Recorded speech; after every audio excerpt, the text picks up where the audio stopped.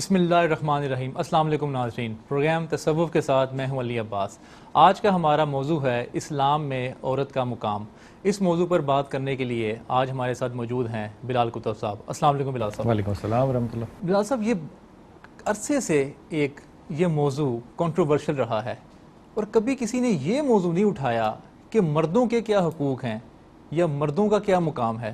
جتنی بھی گفتگو ہے وہ عورت پہ ہی ہو رہی ہے۔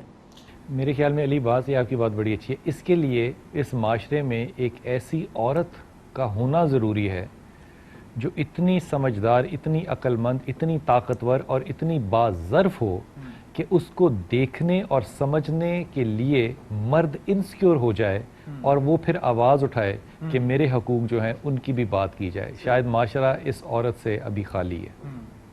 اچھا، یہ بتائیے گا کہ نبیوں کا سلسلہ جو تھا، خدا نے عورت کو کیوں نہیں نبی چوز کیا؟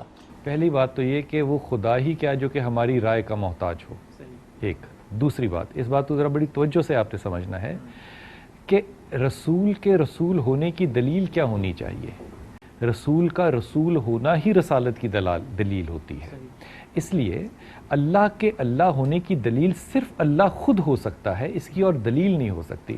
ہم جب اللہ کے اوپر یہ سوال نقص کے طور پہ نکالتے ہیں کہ اللہ نے یوں کیوں نہیں کیا، یہ بنیادی طور پہ عقل کی کج پن ہوتا ہے۔ کج پن میں کہتا ہوں ٹیڑھے پن کو۔ ڈسکریمنیشن نظر آتی ہے نا، ڈسکریمنیشن اس لیے نظر آتی ہے کیونکہ میرا جو دماغ سیٹل ہوا ہے وہ ایک سیکولر ورلڈ کے اندر ہوا ہے، اور یہ ڈسکریمنیشن جو ہے یہ اس وقت نہیں تھی سامنے جب این جی اوز اور کارپوریٹ ورلڈ اس دنیا میں بھی قائم نہیں ہوئی تھی۔ اس وقت آپ کو یہ ڈسکریمنیشن جو ہے اور یہ سوالات جو ہیں یہ مغلیہ دور میں نظر نہیں آتے۔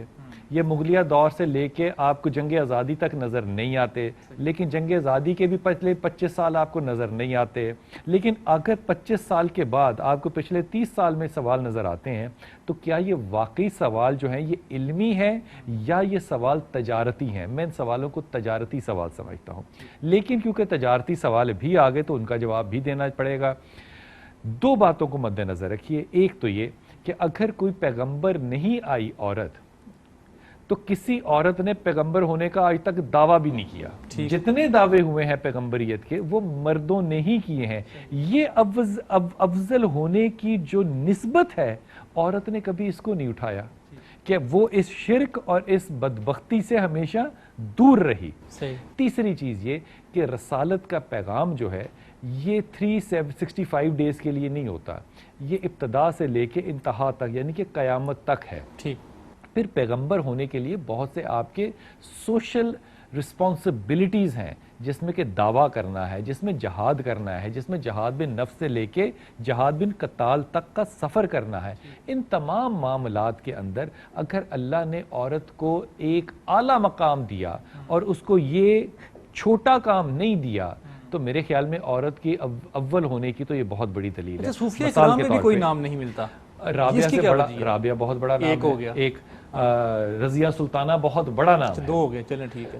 یہ نہیں کہا جا سکتا کہ نہیں ہے، کم ہے تاریخ لکھی۔ اگر عورت کو نہیں بنایا، اگر نبی کم خدا نے نہیں بنایا، لیکن علم حاصل کر کے ایک مقام پہ تک پہنچ سکتی تھی نا، بالکل پہنچ سکتی تھی۔ اس کے پاس آج بھی چوائس ہے کہ وہ علم حاصل کر کے رابعہ بننا چاہے ضرور بنے۔ پچھلے 5 سالوں سے میں ڈھونڈ رہا ہوں کہ کسی عورت نے قرآن کا ترجمہ و تفسیر لکھی ہو، مجھے نہیں ملی آج تک۔ آپ یہ بھی تو علی ڈھونڈیے نا کہ کسی نے پچھلے 50 سال میں کسی عورت کو ترجمہ کرنے سے منع کیا کیا؟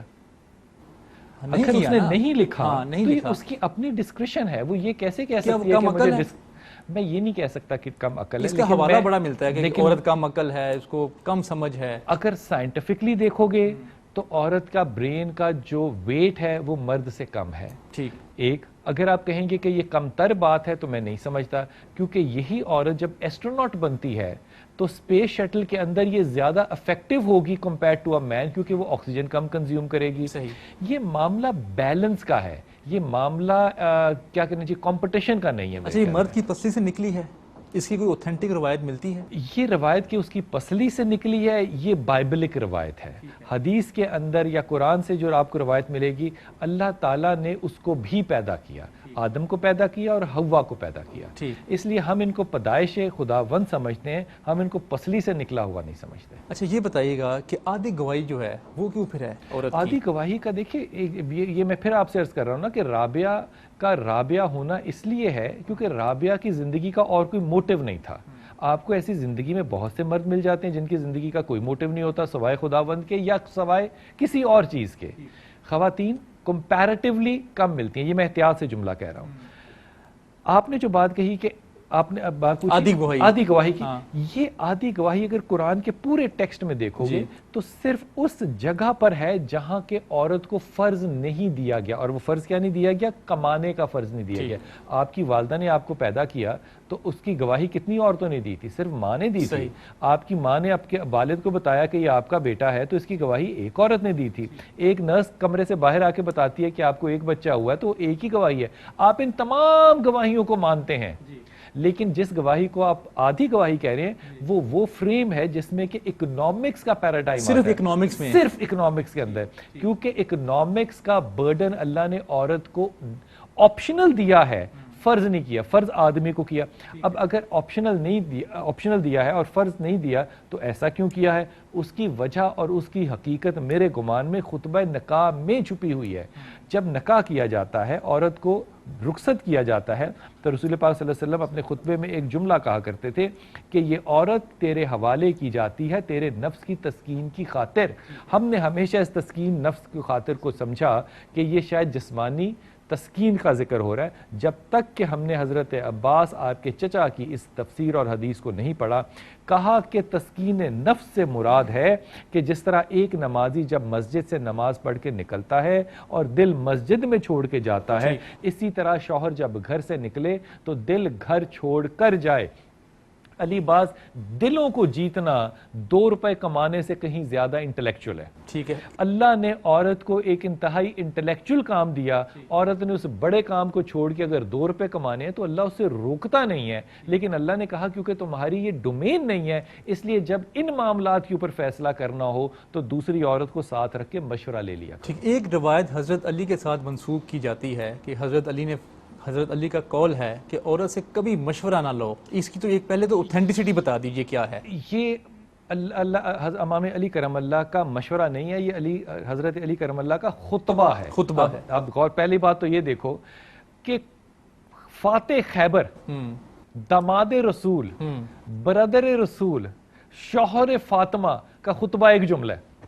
اس کا مطلب یہ ہوا کہ آج اگر کوئی بڑا بننا چاہے گا تو اس کا خطبہ چھوٹا ہونا چاہیے۔ صحیح، آج جتنے لمبے خطبے ہوں گے وہ اتنا گھٹیا اور چھوٹا ہوگا۔ پہلی بات تو یہ، اس خطبے کے پیچھے اس کی روح خطبہ یہ ہے۔ دوسری بات یہ کہ اگر ایک مرد نے مشاورت ہی زندگی بھر لینی ہے عورت سے تو اس کے مرد ہونے کا کوئی آپ کو فائدہ نہ پہنچا، ایک بات۔ دوسری بات، یہ بات حتمی نہیں ہوتی، امام علی کی بات ہے، یہ نہ سنت ہوگی نہ حدیث ہوگی۔ رسول پاک صلی اللہ علیہ وسلم نے جب اپنا احرام کھولنا تھا اور صحابہ نے نہیں بات مانی تھی تو آپ نے کس سے مشورہ لیا تھا؟ آپ ہماری ماں ام سلمہ کے پاس گئے اور ان کا مشورہ کیا تھا کہ یا رسول اللہ آپ کھول دیجئے احرام کو۔ وہ لوگ سنت سمجھ کے کھول دیں گے، کیا انہوں نے ایسا نہیں کیا؟ انہوں نے بالکل ایسا کیا۔ پھر ادب سے ایک بات کہہ دوں، اس کے اوپر کوئی مفتی جو ہے وہ مجھے تھریٹ کال نہ کر دے، میرے رسول نے ایک ہی عورت کی نوکری کی ہے۔ صحیح، میرے رسول کی اور کوئی دوسری جاب نہیں ہے، ایک جاب ہے اور وہ ایک عورت کی، ہماری ماں حضرت ختیجہ سیدہ۔ ٹھیک ہے، بریک کے بعد یہیں سے گفتگو کو آگے بڑھائیں گے۔ ناظرین واپس آگے بلال صاحب سے یہ پوچھیں گے، اگر آدھی گواہی کا ایک تذکرہ کیا جاتا ہے تو جو حدیثیں مروی ہیں عورتوں کے پہ ان کو کیسے اوتھینٹک مانا جائے؟ ملتے ہیں بریک کے بعد۔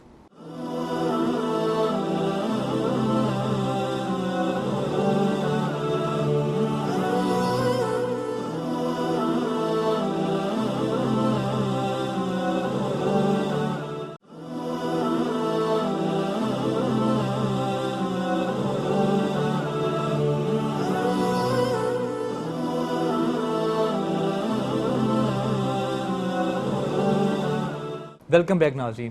بلال صاحب، جو حدیثیں مروی ہیں عورتوں سے ان کو پھر کیسے اوتھینٹک مانا جائے؟ جہاں پہ حضرت علی فرما رہے ہیں، جہاں پہ ایک قرآن میں آیا ہوا ہے کہ آدھی گواہی ہے، تو ان کو پھر کیا آدھی گواہی میں نے آپ سے عرض کیا نا وہ صرف اکنامکل ایشوز میں ہے، اور اگر کوئی اکنامکل ایشوز کے اندر حدیث ہو تو وہ مجھے ضرور بتائیے، مجھے اس کا علم نہیں ہے۔ زیادہ تر تقریباً 2000 سے زیادہ احادیث جو ہیں وہ حضرت عائشہ سے مروی ہیں، لیکن حضرت عائشہ سے ہی صرف مروی نہیں ہے، حضرت عائشہ اس کی ابتدا کی راوی ہیں اور پھر وہ نیچے اترتی ہوئی ہم تک پہنچی۔ اس کا مطلب جو حضرت عائشہ نے بات کی اور عبداللہ بن مسعود اور حضرت ابو ہریرہ نے ہم تک پہنچائی، انہوں نے تو یہ نہیں کہا کہ یہ آدھی گواہی میں لوں گا، انہوں نے تو بات کو پورا اور مکمل لیا۔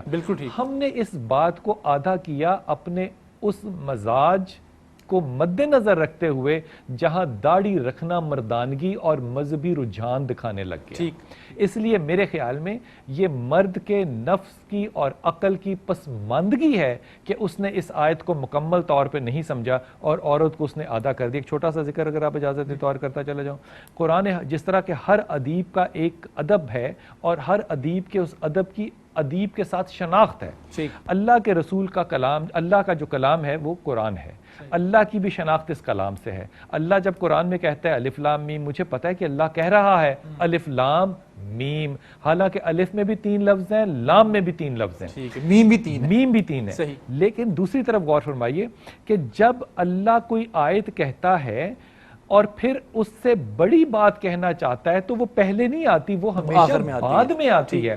مزاج قرآن حکیم یہ ہے کہ اگر اللہ نے کہا کہ شراب کی حالت میں، نشے کی حالت میں نماز پہ مت جاؤ، تو یہ آخری آیت نہیں ہے، یہ ابتدا کی آیت ہے۔ اس لیے جب بھی اللہ تعالیٰ نے مومنوں کا ذکر کیا تو مومن مرد کا ذکر پہلے اور مومن عورت کا ذکر بعد میں کیا۔ میں لٹریچر کا گمان کر رہا ہوں کہ اللہ نے عورت کو مرد سے قرآن میں افضل درجے پہ رکھا۔ ٹھیک ہے، اگر عورت اپنے خامن سے کچن کو علیحدہ کرنے کا ڈیمانڈ کرے تو کیا اس خامن کو یہ بات اس کی ایکسیپٹ کرنی چاہیے؟ میرے خیال میں یہ جو معاملہ ہے اس کا دین سے تعلق نہیں، اس کا معاشرے سے تعلق ہے۔ اس پہ فتویٰ جو ہے وہ ان صوفیہ کرام کا تو نہیں کہنے، مفتی کرام کا لگے گا جو کہ شاید اپنی بیوی سے ڈرتے ہوں اور الگ کرتے ہوں۔ جب آپ نے مرنا ہے علی باز تو اللہ کا کوئی سوال ہے کہ بیوی کے آگے اف نہ کرنا، لیکن کچن الگ کرنے سے اگر آپ کی ماں ناراض ہو رہی ہے تو یہ سوال ماں کا تو آپ سے ضرور ہوگا نا کہ بھائی جان آپ نے نکاح شدہ سے معاملہ طے کر لیا، لیکن جس کے پیٹ سے جنم لیا اس سے آپ نے معاملہ طے نہیں کیا۔ میرے خیال کے اندر آپ 1000 دفعہ بھی ایک غلطی کر لیں اور آپ کی ماں کروڑ دفعہ بھی ایک غلطی کر لے، معاذ اللہ معاذ اللہ معاذ اللہ، آپ اپنی ماں کو طلاق نہیں دے سکتے، لیکن آپ اپنی بیوی کے ساتھ صرف حالت نکاح میں ہیں۔ اس لیے اگر مردانگی ہے تو خدا کے واسطے برابری کرنے کا بھی احساس اور جذبہ پیدا کریں۔ ٹھیک ہے، اگر جب عورت کی جب شادی ہوتی ہے تو اس کو جو تکلیفیں ہیں زیادہ تر وہ عورت سے ہی ملتی ہیں، آگے سے اس کی ساس اور نند سے، تو یہ جو عورت ہے یہ تو عورت کی ہی دشمن ہے۔ آپ کی بات درست ہے، لیکن کہتے ہوئے اس بات کو احتیاط اس لیے کرنی پڑتی ہے کہ آج کے زمانے میں پاکستان میں 6976 ایسی NGOs ہیں جو کہ اس بات کے خلاف ہوں گی کہ عورت کے خلاف نہیں ہے۔ مردوں نے کتنی عورتوں کو تکلیفیں پہنچائیں جن کی وجہ سے اس نے خودکشی کی، یا عورت نے اپنے ناک کی خاطر کتنی خودکشیاں کی، اس کی اسٹیٹسٹکس گوگل پہ اویلیبل ہے۔ میرے خیال میں یہ institution as a womanhood جو ہے یہ اس کی ناکامی ہے، اور اس وومن ہوڈ کے اندر ماں کی سب سے بڑی ناکامی ہے وہ ماں جو بیٹی کو رخصت کرتی ہے، اس کو یہ سمجھا کر پڑھا کر کیوں نہیں بیچتی کہ خطبہ نکاح میں تم نے لوگوں کے جا کے دل جیتنے ہیں، بورچی خانے جدا کرنے کا خطبہ نہیں ہے۔ بالکل ٹھیک ہے۔ اچھا یہ بتائیں کہ امامت اور جنازہ کیوں نہیں پڑھا سکتی عورت؟ اس واسطے کہ اگر وہ لوگوں کو پڑھانے کے لیے آئے اور کہے کہ میں اس وقت حیض سے ہوں اور میں واپس جا رہی ہوں تو اس کا پردہ اٹھتا ہے۔ ٹھیک ہے، اس لیے بہت سے ایسے معاملات جو ہیں ان پہ اگر خدا نے اس کو ایک ایج دیا ہے، بڑا پن دیا ہے، تو میرے خیال میں اگر دیکھیے ایک آدمی مولوی آتا ہے اور وہ کہتا ہے میں حالت جنابت میں رات کو سویا نہیں تو میں اس وقت نماز تو نہیں پڑھا سکتا، اس کے لیے امبیرسمنٹ تو ہوگی۔ اس نے بھی اپنی بیوی کا ایک رشتہ تعلق مسجد میں آ کے بتایا، لیکن وہ غسل کر کے آ رہا ہے۔ لیکن اگر ایک عورت جو ہے وہ اپنے دنوں میں ہے تو وہ چاہے 6 غسل کر کے آ جائے، وہ نماز تو نہیں پڑھا سکتی۔ ارے بابا اس بات کو بایولوجیکلی سمجھنا چاہیے۔ اچھا یہ بتائیے گا کہ جو پہلا قتل ہے وہ بھی کہتے ہیں کہ عورت کی وجہ سے ہوا۔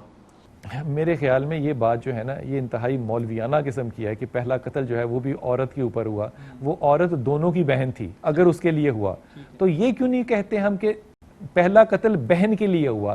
کیونکہ یہ کہتے ہوئے ہمیں بڑا نا وہ غم زدہ سی سٹیٹمنٹ لگے گی، ہے بہن کے لیے ہم انسیسٹ ریلیشن شپس کے پروڈکٹس ہیں۔ اس کا جواب ہے ہاں ایسا ہے. اس کے اوپر مفتیوں نے ایک اور کہانی بنا لی کہ ایک جوڑا پیدا ہوتا تھا تو اس کی شادی نہیں ہوتی تھی, پھر دوسرا جوڑا جو پیدا ہوتا تھا ان کی کراس شادی ہوتی تھی.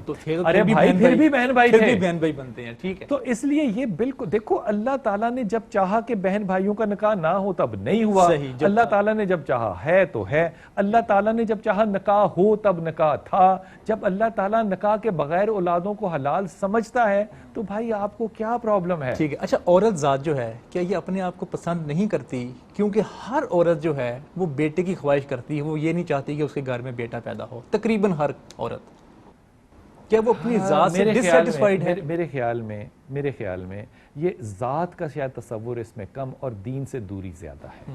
میرے خیال میں سب سے زیادہ دین سے دور میں نے ان خواتین کو دیکھا ہے جو حجاب بھی کرتی ہیں اور دوپٹہ بھی لیتی ہیں. صحیح.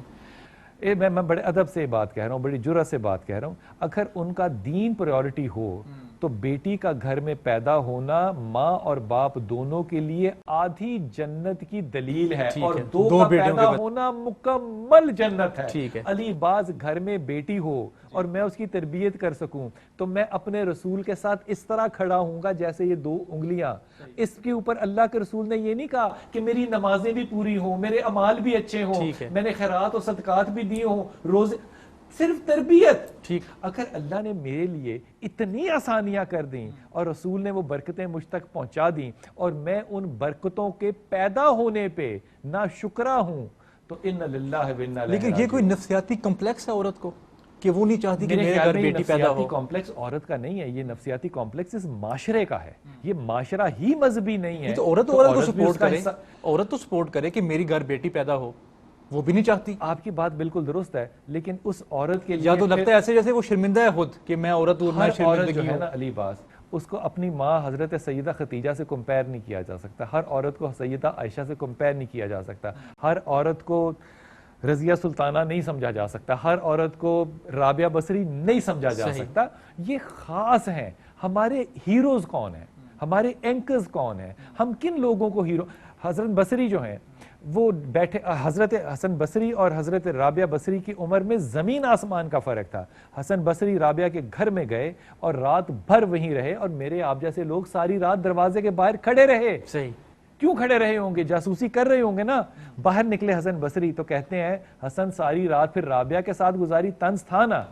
رابعہ کے گھر میں نکلنے کے بعد انکار نہیں کیا, کہتے ہیں ہاں ساری رات رابعہ کے ساتھ گزاری. اور کیا اللہ کی ولی عورت ہے, ساری رات اس نے حسن کو احساس نہیں ہونے دیا کہ حسن ایک مرد ہے. اب جو شخص اپنے مردانگی کو سرنڈر کرتا ہے ایک عورت کے آگے, کیا وہ اپنی رات کو عقل اور دانش کو سرنڈر نہیں کیا ہوگا؟ بالکل ٹھیک, بالکل. بلال صاحب بریک کے بعد یہیں سے گفتگو کو آگے بڑھائیں گے. ناظرین واپس آ کے بلال صاحب سے یہ پوچھیں گے کیا مرد اور عورت اکٹھے تعلیم حاصل کر سکتے ہیں, اور آپ نے جو سوالات کیے ہیں اور جو آپ کے مسائل ہیں ان کو بھی اپنے پروگرام میں شامل کریں گے. ہمارے ساتھ رہیے گا.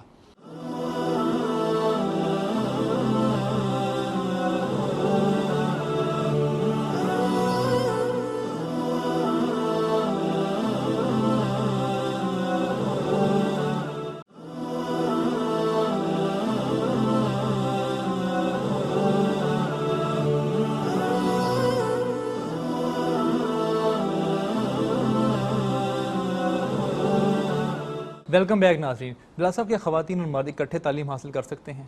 حضور میرے خیال میں تعلیم حاصل کرنا مقصد ہے, اس میں مرد ہو یا عورت ہو, اکٹھے ہو یا نہ ہو. رسول پاک صلی اللہ علیہ وسلم, جیسا کہ آپ نے کہا, رسول پاک صلی اللہ علیہ وسلم کے زمانے میں بھی کیا خواتین کے لیے رسول نے دن اکٹھے نہیں کیے ہوئے تھے, رکھے ہوئے تھے دن ان کے لیے. پھر حضرت عائشہ نے جب پڑھایا تو صحابی مردوں کو بھی پڑھایا, صحابی عورتوں کو بھی پڑھایا. آپ کا جو سوال ہے پرٹیکولر یہ ہے ایک کو ایجوکیشن کے اوپر.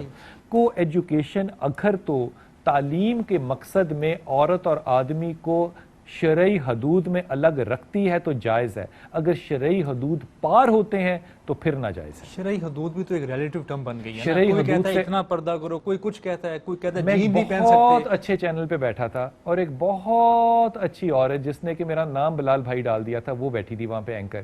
وہاں پہ ایک بہت بڑے زمانے کے اینکر مذہبی اسکالر تشریف لائے اور انہوں نے آتی خاتون سے ہینڈ شیک کیا, اس نے بھی کر لیا. اب لڑکی بڑی دلیر تھی, اس نے ان کے سامنے پوچھا کہ بلال یہ جو ہاتھ ملانا ہے مرد اور عورت کا یہ ٹھیک ہے. صحیح. میں اس ڈر سے خاموش رہا کہ اگر میں نے حضرت کے سامنے کوئی بات کہہ دی تو آئندہ میرا کسی بھی اسٹوڈیو میں داخل ہونا جو ہے وہ ممنوع قرار پا جائے گا. میں چپ رہا. انہوں نے کہا ہاں یہ تو نیتوں کے معاملات ہیں, نیتوں کے معاملات ہیں, لیکن لڑکی دلیر تھی. پروگرام اس کا ختم ہوا 11 بجے, تو وہ میرے ساتھ گئی ڈاکٹر اسرار صاحب کے پاس.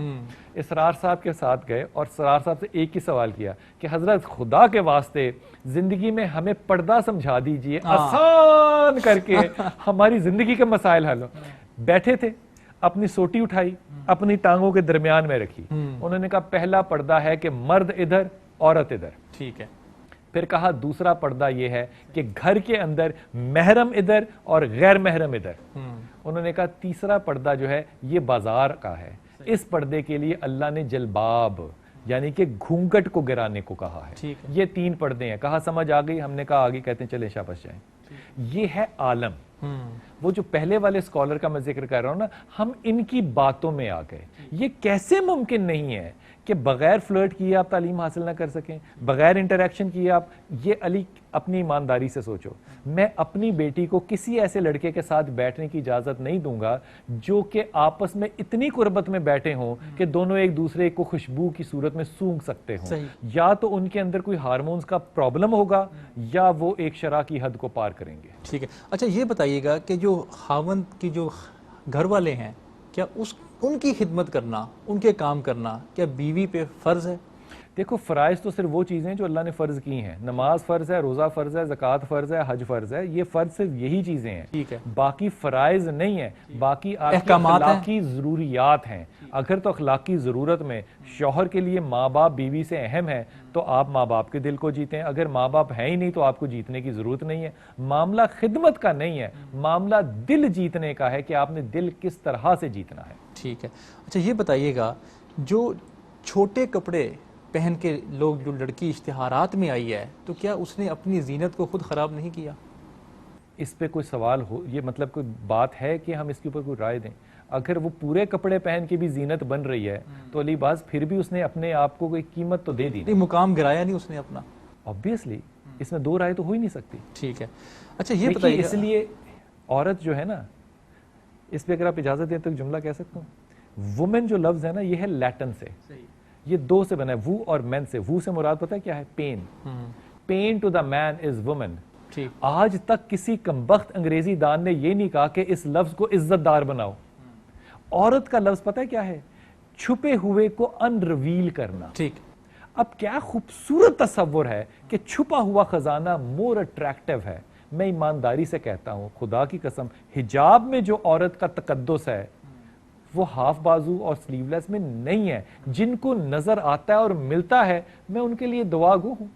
یہ بتائیے گا کہ پوری دنیا میں آپ کا کیا خیال ہے کہ کس سوسائٹی میں جو وومن رائٹس ہیں وہ بہترین پریکٹس ہو رہے ہیں؟ میرے خیال میں ایران سے زیادہ وومن رائٹس کسی معاشرے میں پریکٹس نہیں ہو رہے. جہاں کہ عورت وہ ٹیکسی عورت چلاتی ہے, سبزی عورت بیچتی ہے. صحیح. آج جو وومن رائٹس کے سب سے زیادہ دلدادہ امریکنز ہیں, میں قسم کھا کے کہتا ہوں نیو یارک میں مجھے ایک عورت ٹیکسی چلا کر صبح 4 بجے چلائے, وہ ریپ ہوگی اور گینگ ریپ ہوگی.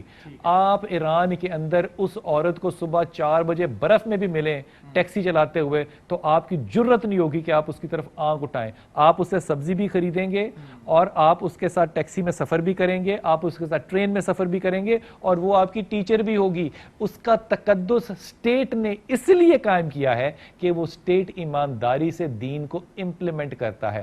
آپ اپنے گھر میں جین پہنے چاہے نپڑے نہ پہنے, لیکن جب آپ سڑک پر آئیں گے تو آپ سر کے بالوں سے پاؤں کے ناخن تک حجاب میں ہوں گے. اور یہی حد صرف عورتوں پہ نہیں لگتی, یہی حد مردوں پر بھی لگتی ہے. ہمارے معاشرے میں ایک جملہ بہت عام ہے کہ جو عورت کی کمائی ہے اس میں برکت نہیں ہوتی. لا حول ولا قوت الا باللہ. اگر عورت کی کمائی میں برکت نہ ہوتی تو حضرت سیدہ خدیجہ کو کہاں لے کر جاؤ گے یار؟ صحیح. اسی برکت سے اللہ کے رسول نے کمایا. بھائی میرے محمد نے ایک ہی عورت کا کام کیا اور اسی میں برکت آئی, اور اسی میں میرے رسول کو اکنامیکل شفٹ ملا. یہ کس طرح کی ہندوانہ بات ہے کہ عورت کی کمائی میں برکت نہیں ہوتی؟ اچھا, مرد کا تو جو فرض ہے عورت کو کما کے کھلانا, اگر عورت کماتی ہے تو مرد کا ہے کوئی اس میں حق؟ پہلی بات تو یہ کہ مرد کا عورت کے مال پہ کوئی حق نہیں ہے. پہلی بات. اگر وہ مجبوری میں مرد ہے, پیرالسس میں 100% اور وہ کما کے لا رہی ہے, یہ اس کا احسان ہے, حق اس کا نہیں ہے, فرض نہیں ہے, نہ اس کا حق ہے. ٹھیک ہے. اچھا یہ بتائیں کہ عورت کا مسجد اور قبروں میں جانے سے ممانعت ہے؟ حدیث ہے کہ رسول پاک صلی اللہ علیہ وسلم نے رات کو صحابہ اکرام کو بتایا کہ عورت کے اوپر یہ پردہ اترا ہے. پھر صحابی کہتے ہیں صبح جب اذان ہوئی اور فجر کے وقت عورتیں مسجد میں موجود تھیں. صحیح. پردے کی آیت رات کو آئی, صبح مسجد میں موجود تھیں, اور وہ اس طرح کھڑی تھیں جیسے ان کے سر پہ کوے بیٹھے ہوں, اسٹینڈ سٹل. مسجد میں عورتیں موجود تھیں. اگر رسول امامت کرا رہے ہیں تو عورتیں مسجد میں موجود تھیں. ہمارے امام جو ہیں وہ معاذ اللہ کیا بڑے ہو گئے کہ عورتیں مسجد میں نہیں ہو سکتی؟ حضرت عمر کے بیٹے نے کہا کہ میں تو نہیں جانے دوں گا عورتوں کو مسجد میں. عمر نے کوڑا اٹھایا, کہا جو اللہ کے رسول نے اجازت دی تو کیا اس میں بہتری لانا چاہتا ہے؟ یہ معاملات میرے خیال میں ہمارے معاشرتی اور سیکشل فرسٹریشن کے ان لوگوں کے زیادہ ہیں جو کہ اپنے آپ کو اتنا جدا معاشرے سے رکھتے ہیں کہ وہ اپنے آپ کو جدا رکھنا مذہبی سمجھتے ہیں. مذہبی ہونا نارمل لائف ہے. مذہبی ہونے سے مطلب یہ ہرگز نہیں ہو سکتا کہ آپ نے 5 سال تک کسی عورت کی شکل نہیں دیکھی ہوئی, چاہے وہ آپ کی ماں ہو یا بہن ہو. اچھا آپ کیا اپریشیٹ کرتے ہیں لوگوں کو مساجد اور قبروں پہ جانے؟ قبروں, ارے بھائی ہماری ماں سیدہ کے گھر میں رسول کی قبر ہے. ہماری ماں سیدہ کے گھر میں ان کے والد کی قبر ہے. ہماری ماں تب تک قبر پہ جایا کرتی تھی, باتیں کیا کرتی تھی, اور پھر جب حضرت عمر خطاب وہاں تشریف لے آئے قبر کے اندر تو آپ نے پردہ شروع کر دیا اور دیوار بنا لی. وہ دیوار آج بھی موجود ہے. جب ہماری ماں سیدہ کے گھر میں قبر ہو سکتی ہے تو میں کہتا کیسے سچتا ہوں کہ قبروں پہ عورت کا جانا ممنوع ہے. یہ وہ وقت تھا جب کہ اسلام نیا نیا آیا تھا. اللہ کے رسول نے منع فرمایا تھا کیونکہ وہ وہاں جا کے عورتیں منہ میں انگلی ڈال کے بین کرتی تھی. اس کے بعد اللہ کے رسول نے اجازت بھی فرمائی اور ہماری مائیں گئیں بھی. ٹھیک ہے, بلال صاحب بریک کے بعد یہیں سے سلسلے کو آگے بڑھائیں گے. ناظرین واپس آ کے بریک سے آپ نے جو ہمیں سوالات کیے ہیں, جو آپ کے مسائل ہیں, وہ ہم بلال صاحب سے ڈسکس کریں گے. ہمارے ساتھ رہیے گا.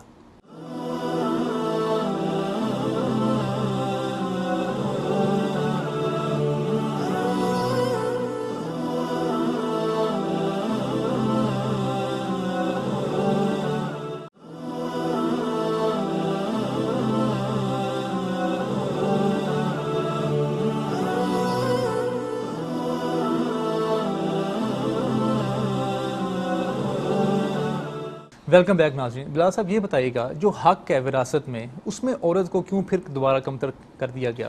یہ میرے خیال میں ہم لوگ جو یہ وراثت کا حساب جب لگاتے ہیں نا جی, تو ہم نے میٹرک میں بھی میتھمیٹکس نہیں پڑھا ہوتا. ٹھیک.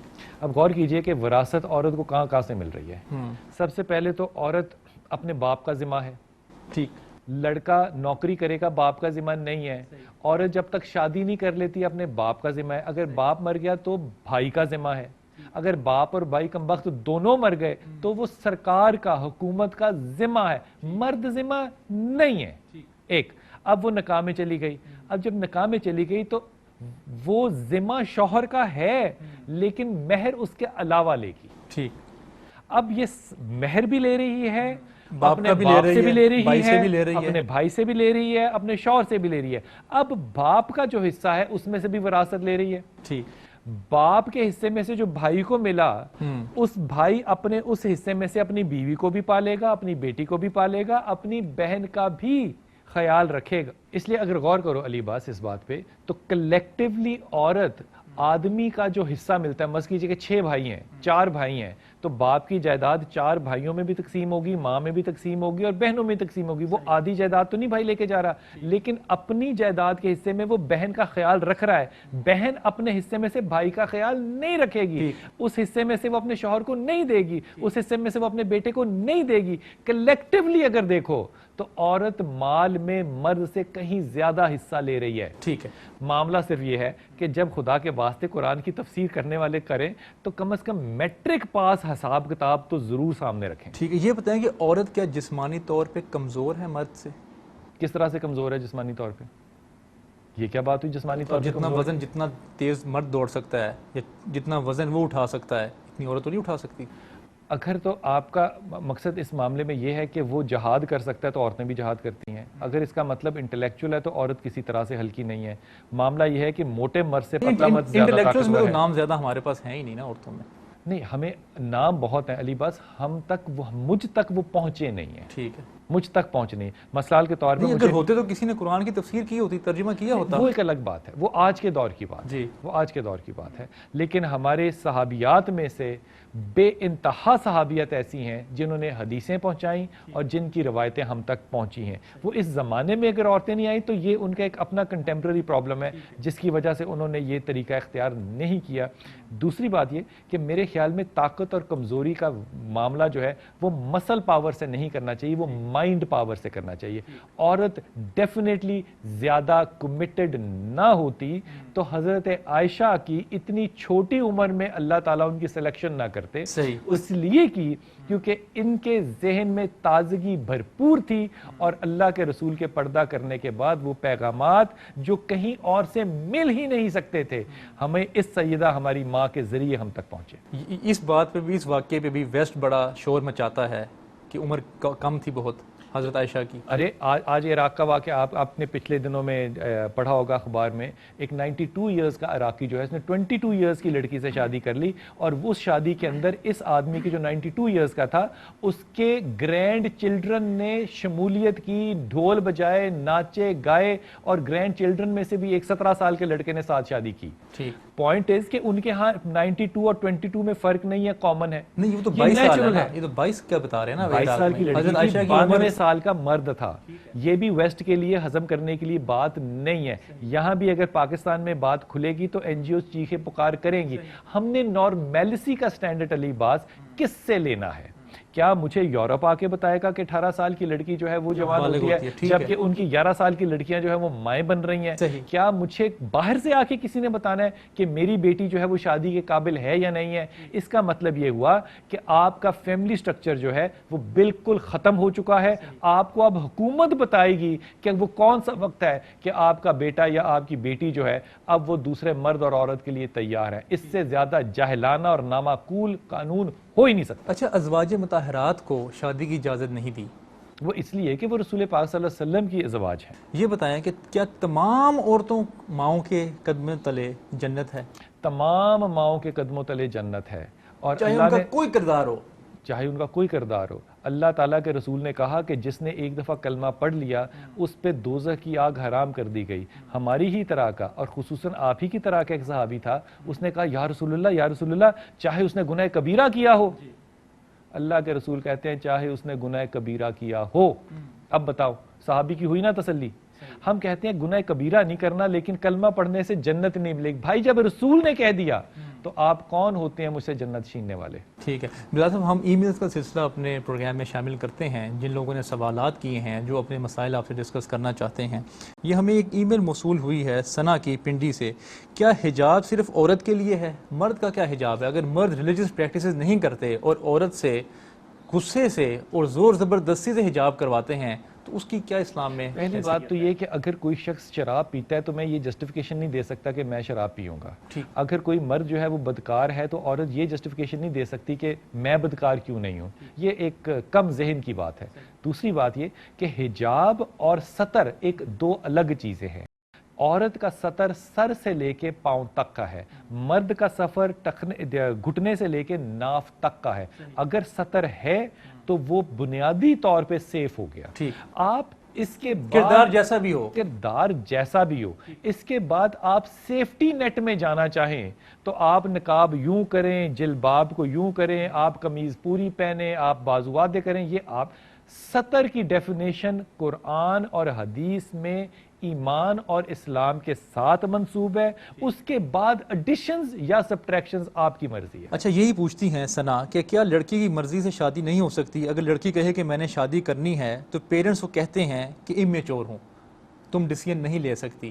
اور بہت ساری جو سید فیملیز ہیں ان کی لڑکیاں بوڑھی ہو گئی ہیں لیکن وہ کہتے ہیں ہم نے اپنی بیٹی سیدوں میں ہی بہانی ہے. بلکہ سیدوں میں کیوں بہا رہے ہیں؟ صرف وہ اپنے نسب کو اس امام کے نسب کے ساتھ بھی جوڑیں جس امام سے وہ سید آ رہے ہیں, تو انشاءاللہ تعالیٰ بیٹی کی شادی کبھی بھی نہیں ہوگی, بلکہ اگلی نسلوں کی بھی کبھی نہیں ہوگی, کیونکہ وہ اتنی زیادہ سفسٹیکیشن لینا ناممکن ہوگا. ارے بھائی, اگر یہ سنت اور حدیث ہوتی تو ٹھیک تھا.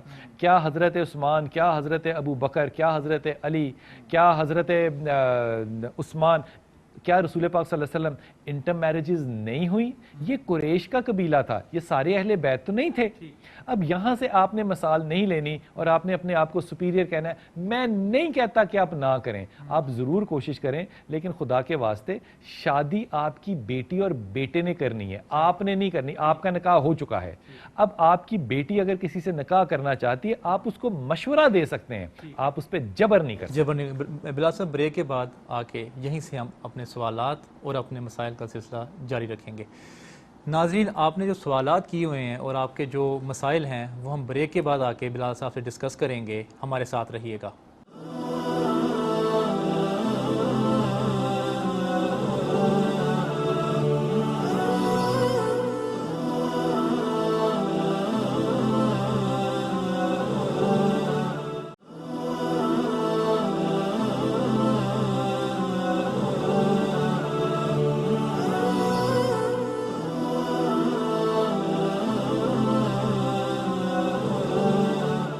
ویلکم بیک ناظرین۔ بلال صاحب، سید زیادہ تر یا رائیں بھی یا دوسری ذات پات بھی ہیں، علی پہلے میں پچھلی بات کو کنٹینیو کر دوں جو بریک سے پہلے کی تھی جی۔ یہاں میں نے یہ ضرور کہا کہ جو لڑکی شادی کہیں کرنا چاہے ماں باپ اس کو مشورہ دے سکتے ہیں، لیکن میرے خیال میں وہ جو لڑکی اور لڑکا ہے اس کو بھی غیرت کی حد نہیں چھوڑنی چاہیے۔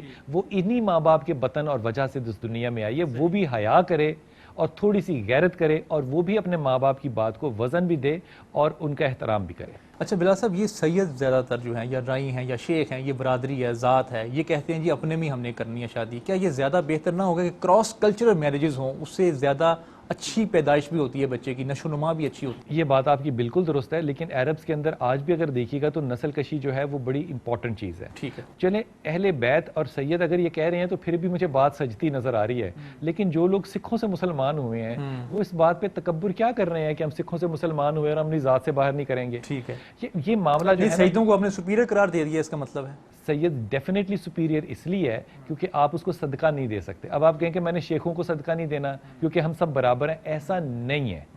صدقہ اہل بیت میں سے سید فیملی کو نہیں دے سکتے۔ پھر تو عورتیں وہی بوڑھی ہوں گی پھر تو۔ نہیں، میں صدقے کی بات کر رہا ہوں، آپ نے بات کی سپیریورٹی کی۔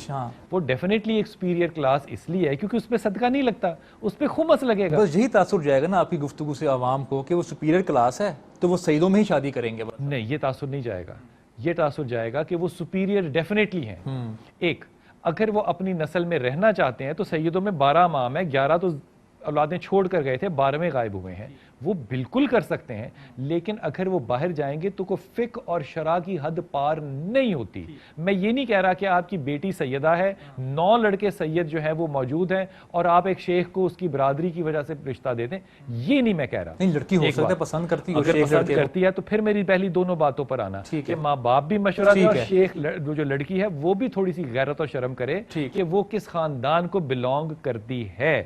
ایک اگر آپ اجازت دیں تو آپ کے اس تعصب کو ختم کرنے کے لیے ایک اور بات عرض کر دوں۔ حضرت علی کرم اللہ جو ہیں، جب وہ بی بی فاطمہ کے ہوتے ہوئے شادی کے لیے گئے تھے تو رسول نے کس سے منع کیا تھا؟ کہا تھا نا کہ نہیں؟ کیوں کہا تھا کہ نہیں؟ اندازہ ہے اس بات کا؟ وہ ابو جہل کی بیٹی تھی۔ صحیح، آپ نے کہا تھا ایمان پہ جہالت نہیں آ سکتی۔ اگر وہ ابو جہل کی بیٹی نہ ہوتی تو کیا پھر بھی رسول ایسا کرتے؟ یہ کوشچن چھوڑ کے جا رہا ہوں میں۔ ٹھیک ہے۔ عائشہ گوہر لاہور سے ہمیں یہ پوچھتی ہیں کہ ان کے والد صاحب کا نام ہے محمد حنیف، کاروبار کی وجہ سے بہت پریشان ہیں، اور انہوں نے پہلے تو اس کے لیے پہلے بتا دیجیے محمد حنیف وہ حنیف کاروباری آدمی ہے نہیں، اس لیے کاروبار میں پریشان ہے تو وہ رہے گا۔ لا حول ولا قوت الا باللہ یا ذل جلال والاکرام اور سورہ اخلاص پڑھے، اللہ خیر کرے گا۔ اچھا، عائشہ پارٹنرشپ نہ کرے کسی کے ساتھ۔ عائشہ پوچھتی ہیں انہوں نے اپنے بھائی کی منگنی شعیب کی منگنی کی ہے بختاور بابر سے، تو یہ رشتہ کیا ٹھیک رہے گا؟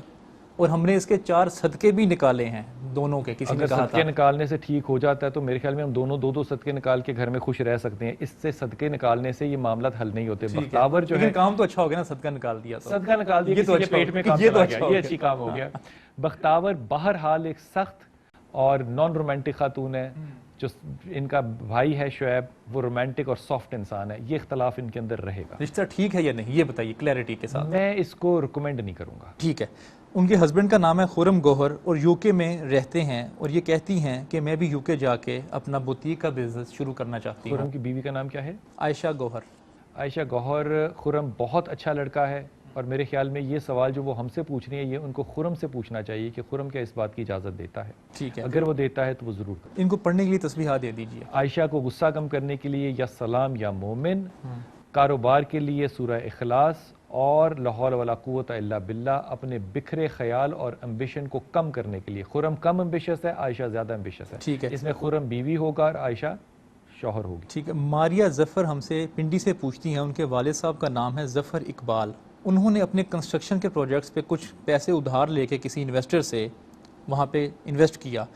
اب وہاں سے انویسٹمنٹ سے ان کو فائدہ نہیں ہوا, اور وہ اب جو لوگ ہیں وہ پیسے مانگ رہے ہیں, اور میرے باپ کے پاس اب کوئی پیسہ نہیں ہے. ہم بڑے پریشان ہیں اس معاملے میں. علی بات اس میں بڑی سیدھی سی بات ہے, اس چیز کا وظیفے سے کیا تعلق ہے؟ آپ کسی کا مال لے کے ہڑپ کر لیں اور کاروبار نہ کر سکیں, اور پھر آپ کہیں کہ اللہ تعالیٰ مجھے کوئی ایسا جادو ٹونا سکھا دے جس سے کہ میں لوگوں کے ہڑپ کیے ہوئے کو حلال قرار دے دوں. نہیں, ہڑپ نہیں کیا, انہوں نے کنسٹرکشن کا بزنس کیا, وہ نہیں چل سکا. ان سے ایگریمنٹ کرنا تھا نا کہ نفع اور نقصان دونوں میں آپ میرے ساتھی ہیں. آپ نے ان سے پیسے لے لیے نفع کی خاطر, اب نقصان وہ شیئر کرنے کو تیار نہیں ہے. تو ظفر صاحب کو اپنی مطلب حلال اور حرام کا خود بھی تو فیصلہ کرنا چاہیے تھا نا. لوگوں کے مال غصب کرنے سے مطلب آپ کے کوئی ترقی تو نہیں ہونی. یہ آدمی جو ہے یہ کسی صورت کنسٹرکشن کے اندر کامیاب نہیں ہو سکتا. کنسٹرکشن بیچے, جو لگے دبے باؤ بکتی ہے اس کو بیچے, اس کے بعد وہ کام کرے جو پیراشیبل نہیں ہے, سٹور کر لے, چاول کا کاروبار کر لے, ادھر سے خریدے ادھر دے, بغیر پارٹنرشپ کے ٹریڈنگ کا کام کرے, اس کے علاوہ یہ کچھ نہیں کر سکتا. ٹھیک ہے. سالیہ رحمان ہم سے لاہور سے پوچھتی ہیں, میرے ہسبینڈ کا نام ہے مبشر رحمان, جو بھی جاب کرتے ہیں وہ زیادہ دیر تک نہیں چلتی, اور کوئی سورس آف انکم ہمارا دوسرا نہیں ہے. یو ایس اے کا بھی ویزا اپلائی کیا ہوا ہے. مبشر کے اندر سب سے بڑا پرابلم یہ ہوتا ہے کہ اپنے آپ کو بہت بڑا سمجھتا ہے, بولتا زیادہ, امبیشن زیادہ, اور ایمانداری کم ہوتی ہے. یہ باہر ہی جائے گا تو بات بنے گی. پاکستان میں اس کی کوئی بات نہیں بننے لگی. انگلینڈ میں جائے, امریکہ میں جائے, آسٹریلیا جائے, کینیڈا جائے, لیکن ہی شوڈ گو آؤٹ اور پھر وہیں پہ کام کرے گا اور ٹریڈنگ کرے گا. ان کو تسبیحات بتا دی. یا ذل جلال والاکرام, یا حیو یا قیوم برحمت کا استغیث, 2 اور تیسری سورہ اخلاص. ٹھیک. ایک خاتون ہم سے پوچھی, انہوں نے اپنا نام نہیں لکھا, کہ میرے ہسبینڈ کا نام ہے محمد جمیل, ان کا کاروبار زیرو پہ ہے. ٹرانسپورٹ کا ایک بزنس تھا, 2 ٹرالرز تھے, وہ بھی بکنے کو ہیں. ہمارے گھر کے حالات بہت خراب ہیں, مشکل میں ہیں, اور اب تو اتنی مشکل ہے کہ کھانے کی بھی پرابلم پڑ گئی ہے. جس سے پوچھتے ہیں وہ کہتے ہیں کوئی جادو کا مسئلہ ہے. رزق کے اوپر جادو کا معاملہ ہو ہی نہیں سکتا. جمیل کے اندر صرف ایک ہی پرابلم, 2 پرابلم ہے, ایک تو غصے کا پرابلم ہے اور ایک شک کرنے کا پرابلم ہے. یہ اس طرح کا آدمی ہے جو کہ ایک کام کو کرنے سے پہلے 50 دفعہ سوچے گا اور پھر اس کے بعد بھی کہے گا پتہ نہیں ہو سکتا ہے کہ نہیں ہو سکتا. جمیل کو کاروبار ہی کرنا ہے, اس کے علاوہ کچھ نہیں کرنا. یا ذل جلال والاکرام, لا حول ولا قوت الا باللہ, اور سورہ اخلاص. جمیل اگر سو نہیں رہا تو یہ پڑھے, اللہ خیر کرے. جی سر, سیرس خان ہم سے یہ پوچھتی ہیں کہ میں نے سنا ہے ایک طلاق کا حق عورت کو بھی حاصل ہے. ویسے یہ آپ کو زیادتی نہیں لگتی کہ صرف مرد کو ہی حق حاصل ہے طلاق کا؟ مرد کو بالکل حق حاصل ہے, اسی طرح عورت کو بھی حق حاصل ہے, لیکن اس کو طلاق نہیں کہتے, اس کو خلا کہتے ہیں. ٹھیک. خلے کے لیے اس کو جانا پڑے گا ایک قاضی کے پاس اور اپنا مقدمہ رکھنا پڑے گا, اور ہر حالت میں خلا جو ہے وہ ایگزیکیوٹ ہوگا. مہوش عارف ہم سے یہ پوچھتی ہیں کہ ایسے مرد کا کیا کیا جائے جو ساری رات بیوی کے پاس نہیں آتا, جو دوستوں میں ٹائم گزارتا ہے اور باہر کی عورتوں کے ساتھ تعلق بھی رکھتا ہے, اور خدا نے ہمیں اولاد نہیں دی اور مجھے ہی اولاد نہ ہونے کا ذمہ دار ٹھہراتا ہے, جبکہ اگر اس میں خود میں کوئی کمی ہو. دیکھو, خود میں اگر کمی ہے یہ تو ایک الگ بات ہے, لیکن اگر شوہر کی دلچسپی نہیں ہے اور وہ گھر میں نہیں آتا تو میں یہاں پہ شوہر کو ہرگز مکمل مجرم قرار نہیں دیتا. وہ عورت کا مطمئنہ ہے, وہ چاہتا ہے عورت کے پاس, وہ باہر جا رہا ہے.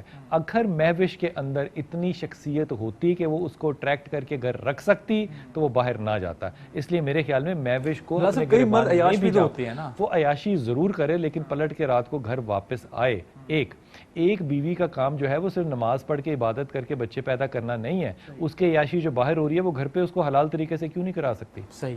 یہ معاملہ جو ہے نا یہ اوور پائس ہونے کا, میرے خیال میں بیویوں کو اس سے بھی ذرا ایک قدم آگے جانا چاہیے. بلال صاحب, آپ کے ٹائم کا بہت بہت شکریہ. اگلے ہفتے آپ سے ایک نئے موضوع پہ پھر ملاقات ہوگی. ناظرین, ہم امید کرتے ہیں ہماری یہ گفتگو مرد کے اور عورت کے حقوق و فرائض سمجھنے میں آپ کے لیے معاون ثابت ہوئی ہوگی. آپ ہمیں اپنے مسائل اور اپنے سوالات ای میل بھی کر سکتے ہیں اور اپنا پیغام بھی ریکارڈ کروا سکتے ہیں. تصوف کی ٹیم کو اجازت دیجیے. اللہ تعالی ہمیں علم حاصل کرنے، اس پر عمل کرنے اور دوسروں تک پہنچانے کی توفیق عطا فرمائے. السلام علیکم ورحمۃ اللہ.